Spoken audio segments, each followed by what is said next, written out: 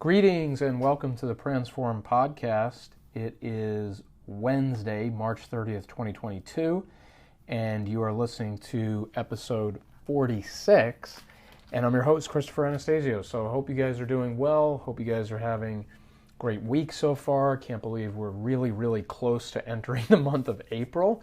Feels like we just entered 2022 not long ago. But what I wanted to talk to you guys about today was just a couple of headlines that jumped out at me. You know, one of the things that I really like to make sure I'm always on top of is, I think I probably mentioned this publication to you guys at least once before, probably more than that. But there's a great website called socialmediatoday.com. I get the daily newsletter, the weekender summaries from them.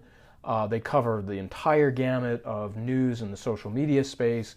If there was one single website to keep up with their news in this space, if you're interested in the whole digital marketing and social media marketing space, I would say you've got to keep up with Social Media Today. And they just have this great newsletter that's very economical and not, not way too much kind of a thing where you can't even digest it.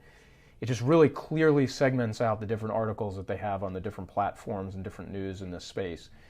So I really encourage you guys, if you were, especially if you're doing your own marketing and you've really taken control of this on your own, I would say this is kind of a must-have to stay up on the trends, stay up on the news in your arena. And then if you're going to pick one place to do it, it would be Social Media Today. So anyway, all that being said, ran across a couple of headlines, one from their March 30th email, of course that's today, and then the one that came out yesterday, there was a headline in there that jumped out at me. So I kind of wanted to just round up this news for you guys and point a couple things out about it, and just give you my take on it. And then you guys can do what you'd like with it. The first one that kind of grabbed me, we'll jump into, is, and I'll just read the headline to you. It says, quote, "New study finds Facebook's interest targeting is inaccurate around 30% of the time," unquote. Okay, now, as soon as I saw this, I was like, oh, geez, another blow to Facebook's reputation. How much can one company take? Of course, the company is Meta, not Facebook, but you understand what I'm saying. If you guys have followed what's going on with Zuckerberg and Meta and Facebook and Instagram, it's just been a messy last 12 months for them. So I'm like, geez, this is just not going to help them. But, the more I thought about it, guys, I kind of quickly gravitated over towards looking at this glass as half full, or to be a little bit more accurate, 70% full, because the way I kind of thought of it after a moment was, okay, so it's inaccurate 30% of the time, which means it's getting interest targeting correct 70% of the time. That's basically like saying, just to back up for a second, guys, if you've never put a Facebook ad together, if you're not sure what I'm talking about at the highest level, it's basically talking about when you put a Facebook ad together, you're running an ad on Instagram, whatever, off the collection of platforms that Meta has. One of the things that you're able to do, and you do this on just about any ad platform, in social media, is there's going to be a chance to plug in the interests of the demographic, the audience, whatever you want to call it, that you're targeting overall. Where you can say, hey, I've picked people, let's say in this region, who have meet these characteristics, and they're interested in blah blah blah blah blah. They're interested in Gary Vaynerchuk, they're interested in digital marketing, they're interested in social media marketing, for example. And so you'd sort of build a little bit of a profile around their interests, and then you would run the ad and hit those interests, hopefully as best as possible. Obviously, the algorithm is not perfect. So we never would have said, oh, interest targeting is 100% accurate. Oh my God, it's actually only 70% accurate. It's not going to be 100% accurate, so it's not shocking that there's a certain error rate here, right? So as I thought about it, I was like, it's just, given that process that I just talked about, when you make an ad and you pick interests and you're hoping to match your ad to those interests, there's just no reason to expect it to be 100% accurate, number one. And number two, when you think about this number, this 30%, it means that 70% of the time, 7 out of 10 people that you're hitting, you match the interest correctly. You hit the person with the interest that you were looking for, right? So there was that reaction that I had, right? And so this article on Social Media Today kind of goes into, how in the past this was sort of exploited politically, with political ads, matching to people's interests and so forth. And, it just kind of looked at this thing, you know, I don't want to say from a negative standpoint, but it was kind of looking at it more from the glass empty perspective. So in the study that was done to come up with this number, I'll just read you a quick excerpt of that quote. It says, quote, "To obtain insights into how Facebook generates interest from a user's Facebook activities, we perform controlled experiments by creating new accounts and systematically executing numerous planned activities. We found 33.22% of the inferred interests were inaccurate or irrelevant. To understand if our findings hold for a large and diverse sample, we conducted a user study where we recruited 146 participants from different regions of the world to evaluate the accuracy. We developed a browser extension to extract data from their own Facebook accounts and ask questions based on such data. Our participants reported a similar range, 29%, of inaccuracy as we observed." So, now this is, first of all, it is a small scale study. 146 test subjects out of 2.9 billion users. That's pretty small. But it's an interesting conclusion. No question about it. I don't want to dismiss it. But, it's kind of like, and a couple other things I just want to point out that this is kind of interesting, actually, these other like smaller tactical points that they make here in the article. So it's saying here, quote, "The researchers also note that Facebook's system often doesn't distinguish between positive and negative interactions, which can also lead to inaccuracy." So you guys got to think about this, okay? So here it says, quote, "For instance, we commented negatively on a Harry Potter page and received interest in Harry Potter and Daniel Radcliffe, who of course was the lead actor in those movies." So that's kind of interesting, that somebody could express a negative sentiment on top of a particular subject, and then even though they dealt with it negatively, they could get targeted as being interested in it. Now, you could make an argument, like if you're taking the time to be negative about something, you have some level of interest in it, right? Like you have some desire to interact with that subject matter. But nonetheless, I would argue that is interesting that it could make that kind of that misassociation, I guess you could say. It also said here, the study showed at times that, quote, "Facebook's system will incorrectly attribute entities." Quote, this is a subquote, quote, "For example, upon visiting the Apple, parentheses, tech company, close parentheses, page, Apple, parentheses, fruit, close parentheses, was inferred as an interest." So it mixed up the Apple company with Apple fruit. So that's something to think about. And it's an interesting point. It's like, if you're coming up with an interest that has a double meaning, that by itself does not stand alone, and that could mean something else, you have to take that into account. You have to think about that. Like, okay, is that the best way for me to reach that audience? Do I need to change out that interest because, I could end up kind of running into myself a little bit there if there's a double meaning?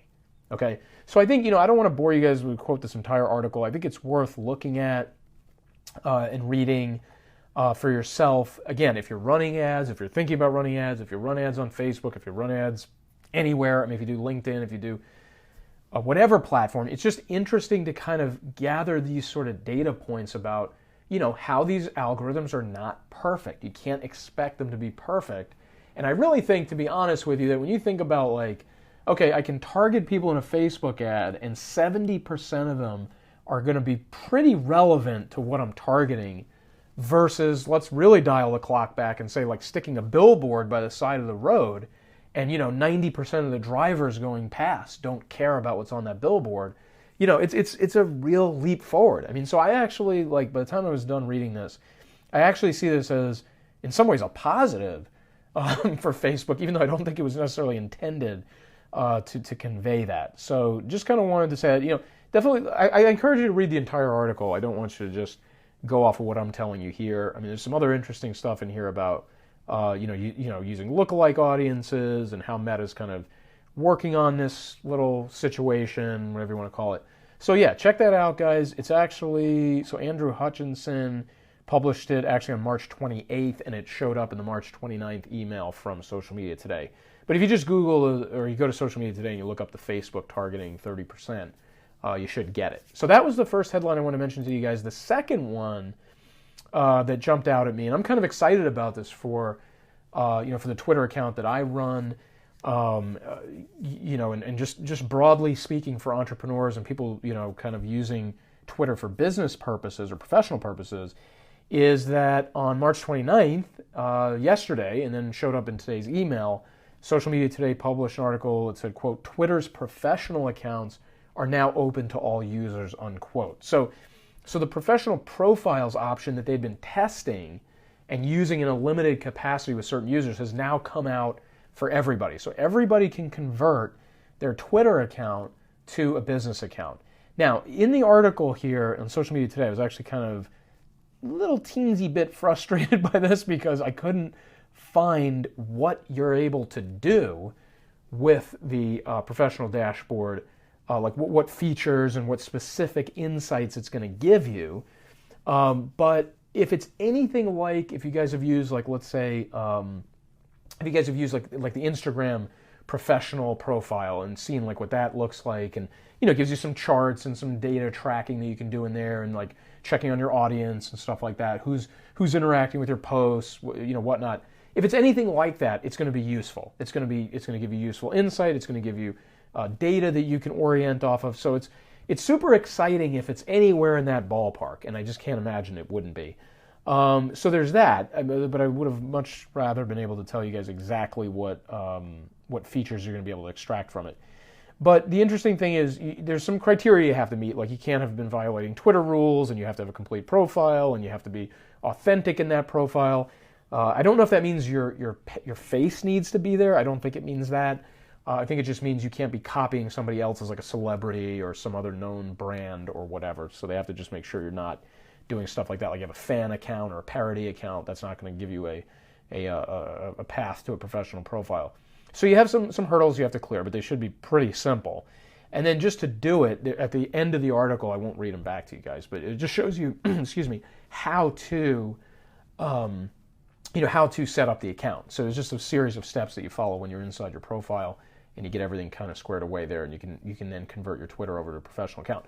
But if you guys say, well, Chris, yeah, it's great, Twitter, whatever, Twitter's like so 2007, like forget it. I get it, guys. Like Twitter is not the platform of choice these days. But if you go back to previous episodes that we've published, and let me just give you exactly what they are here. I should have been prepared with this already, but let me just take a look at the episode count here. So we've talked a little bit about Twitter on this podcast, and actually, there's some interesting content out there for you guys to take a look at in terms of, is Twitter something you should be doing and using and stuff like that. If you look at episode, episode 35, published that back in mid-February, Twitter for podcasting, where I talked about using Twitter Spaces to kind of test out podcast topics, approaches, styles, tonality, whatever. You can really exist in those Twitter Spaces in a way that becomes very helpful to your podcasting efforts. So there's that. There's episode 35 on that. And then actually there's another one, episode 29 from January 20th. That's Let's Talk About Twitter. And that was a little bit more at the macro level, like why should you be using Twitter? How can you use Twitter? Should you be using Twitter? So I would encourage you to check out those two episodes, 29 and 35. And I think, it's really interesting that now they have, this professional space, this professional profile option that you can go ahead and convert your account over to. So definitely take a look at that, guys. I really encourage you to, if you have a Twitter account, I would definitely, you're using it for business, I would absolutely check out the professional profile. If you don't have Twitter right now and it's kind of hard for you to see how you would use it, I wouldn't say do it because of this, but I would say this might be one more reason to consider. So if you're like, hey, maybe I should use the Spaces, hey, maybe I should use the conversational aspect of it, now you can add to that and say, hey, I'm actually going to get even more insight out of it than I planned, or that I thought I could in the first place. Okay, so anyway, guys, that's really what I wanted to kind of point out to you. Those things caught my attention this week. I wanted to get the word out to you, send you over to Social Media Today. You can check those articles out over there on Facebook and Twitter, and we will find a place to post them as well from the Transform perspective. But anyway, guys, just want to wrap up by saying you can find us over on Facebook under Transform. You can find us on LinkedIn under Transform, and of course the website transform.com. And thank you for liking and sharing and subscribing to this podcast. Super, super, super appreciated. Can't thank you guys enough for that. But anyway, check us out later this week. We'll be back with episode 47. later on this week, probably publishing that one on Friday, but in which case it will be April by then, crazily enough. But anyway, guys, thanks for listening today. Definitely check these articles out. Think about how they might fit into your strategy. Think about how these things kind of affect what you're doing with your business. And drop us a line if you have a question or you want to talk about any of it, okay? All right, thanks, guys. Going to go ahead and sign off here for episode 46. You guys have a great night. Bye-bye.